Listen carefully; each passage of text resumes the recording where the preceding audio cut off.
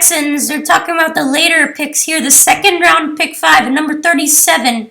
That's a really big pick for me. I would prefer if you could get Nakobe Dean, who's going to be at the top of the list in the second round, but he would be a great pick to have. Really, really athletic and versatile, can rush the passer, get sacks, and really good as a linebacker. Would love him. I doubt he'd be available at 37.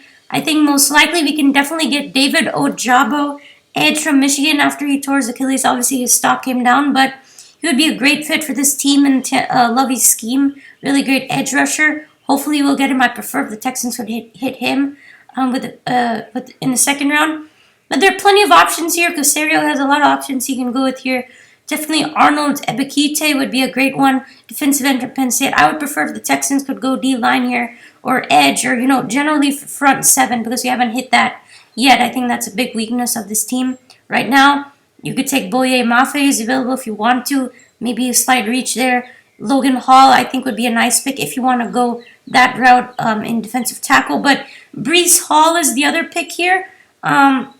Great chance the Texans could grab him. He's a great running back to have on this team. Need some electric explosiveness.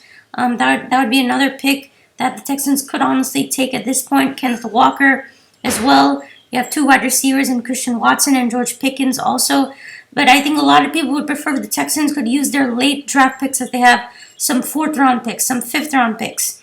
Maybe even use a 3rd round pick to get back up into the 2nd round and use a later 2nd round pick on, let's say we go David Ojabo at 37. Then you can go Kenneth Walker later on in that 2nd round and you hit both positions. So that would be something I'd look at.